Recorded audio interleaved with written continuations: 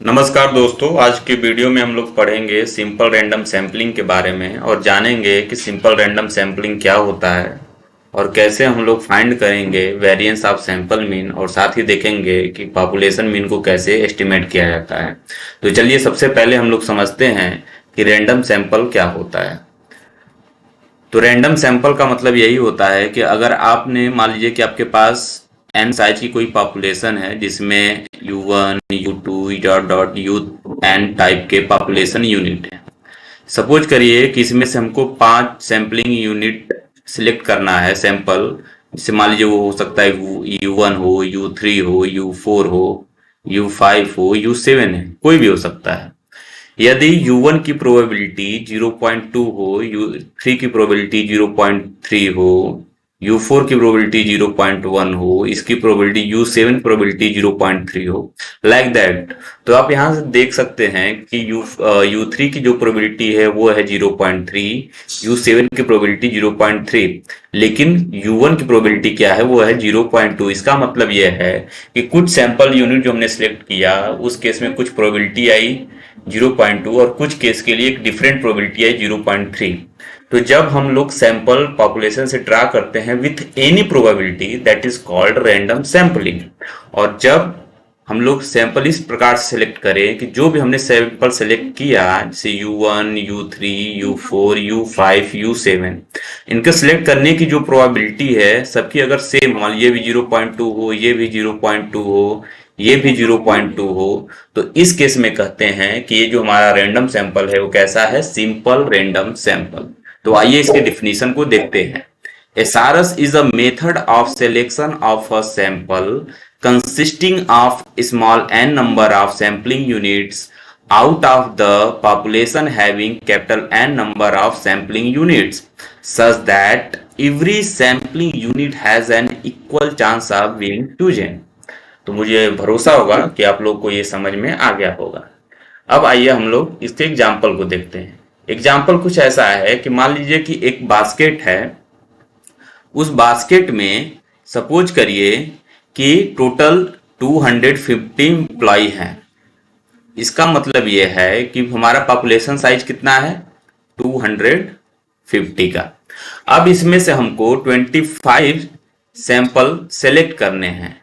तो ये जो 25 होगा, मान लीजिए U1, U2, U3 dot dot U25, इन सब की जो प्रोबेबिलिटी होगी सैंपल में सिलेक्ट होने की, वो सबकी क्या होगी, सेम होगी। अब ऐसा है कि सैंपल को हम लोग दो तरीके से ड्रॉ कर सकते हैं। एक का नाम होता है SRSWOR और दूसरे मेथड का नाम होता है SRSWR।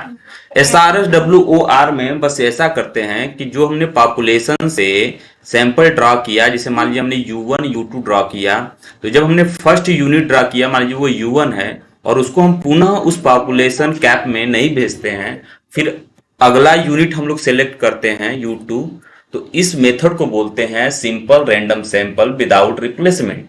वहीं simple random sample with replacement क्या करते हैं कि जैसे मान लीजिए हमने U1 सेलेक्ट किया, पॉपुलेशन एन साइज कोई हमारा एक बास्केट है, उसमें से हमने U1 सेलेक्ट किया कोई सैंपल, और पुनः जब हम सेलेक्ट करने जाएंगे दूसरे यूनिट U2 को, तो हम लोग क्या करेंगे, पहले वाले U1 को उस पॉपुलेशन में भेज देंगे और फिर उसके बाद हम लोग U2 को सिलेक्ट करेंगे। फिर ऐसे ही हम लोग जो थर्ड यूनिट है वो भी हो सकता है कि U2 ही हो, क्योंकि हमने तो U1 को पहले उसमें डाल दिया, फिर U2 सिलेक्ट किया सपोज करिए, फिर मान लीजिए अगला हम जो सिलेक्ट करने जा रहे हैं इस U2 को भी उसी में भेज दिया, तो हमारे पास हमेशा को कैपिटल N यूनिट रहेंगे ही रहेंगे। जो हमने तीसरा यूनिट सिलेक्ट किया, मान लो कोई भी जो थर्ड वाला हमारा सैम्पलिंग यूनिट होगा, वो हो सकता है कि U1 भी आ सकता है, U2 भी आ सकता है और U3 भी आ सकता है। इसका मतलब यह है कि simple random sample without replacement में हमारा रिपीटेशन जो सैम्पलिंग यूनिट का है वो रिपीट हो सकता है। तो आइए इसके डिफिनीशन को देखते हैं। The sampling units are chosen without replacement in the sense that the units have units once chosen not place back in the population.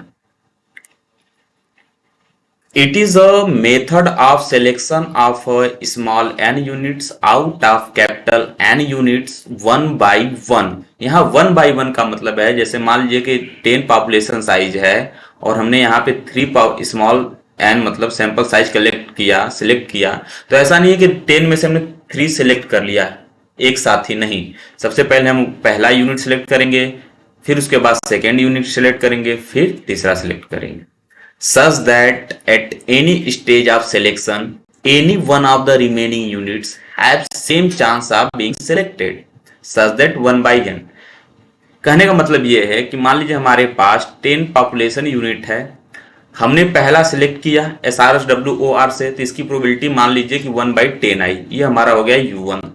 अब ये कह रहा है कि SRSWOR में जो यूनिट आपने सिलेक्ट किया उसको पॉपुलेशन में वापस नहीं भेजना है, तो अब जब नहीं भेजेंगे तो हमारे पास टोटल पॉपुलेशन यूनिट कितने बचे? 9। अब इस 9 में से जो भी हमारे सैंपल यूनिट होंगे U2, U3, U4 up to U2 से लेके U9 तक, इनमें से कोई भी किसी को भी आप सिलेक्ट करिए तो इसमें इसकी प्रोबेबिलिटी क्या होगी? 1/9। समझ रहे हैं ना? मतलब U2, U3, U4 dot dot dot U9। अब चाहे सेकेंड जब आप यूनिट सिलेक्ट करने जाएंगे सैंपल में, उस केस में अगर आप U4 सिलेक्ट करते हैं तो उसमें भी टोटल यहाँ पे कितनी पॉपुलेशन यूनिट हो गए? 9, तो 1/9। अगर इसी केस मान लीजिए U3 सिलेक्ट करते हैं, इसकी भी प्रोबेबिलिटी क्या होगी? 1/9 ही होगी। वैसे ही जब आप थर्ड सिलेक्ट करने जाएंगे तो उस केस में हमारा टोटल कितना हो जाएंगे पॉपुलेशन यूनिट? 8। तो इस 8 में मान लीजिए वो U3 से लेके U8 है, पहले केस में U1 सिलेक्ट हुआ, दूसरे केस में U2 सिलेक्ट हुआ, ऐसा हमने मान रखा है। जरूरी नहीं कि यही सिलेक्ट हो, कोई भी हो सकता है। अब सपोज करते हैं जब हमने 2 सिलेक्ट कर लिया तो हमारे पास टोटल पॉपुलेशन यूनिट कितनी है? 8। अब इस 8 में से कोई भी आप एक सिलेक्ट करोगे, हर एक की जो प्रोबेबिलिटी आएगी वो क्या आएगी? 1/8। मतलब हर एक केस में जो हमारा सैंपल यूनिट सिलेक्ट करने की प्रोबेबिलिटी होगी हमेशा क्या होगी? सेम होगी। अगर ये कैपिटल एन होगा तो उस केस में 1 to n में से कोई भी आप U1 U2 सिलेक्ट करो, उसकी प्रोबेबिलिटी कितना होगी? 1/n। यही यहां तक लिखा हुआ है और मैं ऐसा भरोसा करता हूं कि आप लोगों को यहां तक समझ में आया होगा। जैसे एग्जांपल देख सकते हैं कि मान लीजिए मेरे पास एक पैकेट है जिसमें 2 blue tickets, 3 red and 5 white. I pick the ticket at random, don't replace it and pick another ticket. यही पूरा मेथड होता है simple random sample without replacement का। अब हम देखते हैं कुछ थ्योरम, जैसे कि probability of drawing of sample. तो हम लोग कौन सा केस पढ़ रहे हैं? SRSWOR। तो SRSWOR में हम लोग जो थ्योरम लिखने वाले हैं वो ये कि क्या प्रोबेबिलिटी होगी ड्राइंग अ सैंपल, एक सैंपल ड्रॉ करने की क्या प्रोबेबिलिटी होती है। तो पहले सबसे समझते हैं सबसे पहले कि if n units are selected by SRSWOR then the total number of possible samples कितने होंगे? NCN। वहीं अगर हम SRSWOR की बात करें तो अगर हम लोग कैपिटल N साइज से small n sample size select करते हैं तो उस केस में total number of possible sample क्या होगा? n⁴n। लेकिन SRSWOR के केस में क्या होगा? NCN। NCN का मतलब है factorial n divided by factorial n minus n factorial. So the probability of selecting any of these sample is 1/NCN। आइए अब इसको प्रूफ करते हैं। इसको प्रूफ के लिए हम लोग मान लेते हैं कि UI एक ith यूनिट है सिलेक्टेड इन द सैंपल। बहुत सारे यूनिट है जैसे U1 है, U2 है, डॉट डॉट UN। ये हमको सिलेक्ट करना है n सैंपल का साइज अपने सैंपल में। तो हमने जनरली मान लिया कि एक UI यूनिट है जिसको सैंपल में सिलेक्ट किया गया है। अब ये जो UI यूनिट है ये किसी भी ड्रॉ पे सिलेक्ट हो सकता है, पहले पे भी ये आ सकता है सैंपल में, ये सेकेंड ड्रॉ पे भी सैंपल में आ सकता है, थर्ड ड्रॉ पे भी ये सैंपल में सिलेक्ट हो सकता है। तो कहने का मतलब ये है कि इसके लिए हम लोग एक प्रोबेबिलिटी कंसीडर करेंगे जिसका नाम होगा PJI। एक नोटेशन है जिसको हम लोग कहते हैं कि probability of selection of ith unit at jth draw, j goes to 1 to capital N। ऐसा समझ में कि हमने मान लिया कि इट्स ऑब्वियस कि अगर हम U2 मान लीजिए I की वैल्यू 2 लेते हैं, मतलब सेकेंड यूनिट। अब सेकेंड यूनिट तो हमको नहीं पता ना किस ड्रॉप सेलेक्ट होगा, तो उसके लिए हमने मान लिया कि jth ड्रॉप पे सेलेक्ट हो रहा है। ठीक है, अब J1 to N तो ये U2 यूनिट पहले पे भी सिलेक्ट हो सकता है, दूसरे पे भी सिलेक्ट हो सकता है और nth ड्रॉप पे भी सिलेक्ट हो सकता है।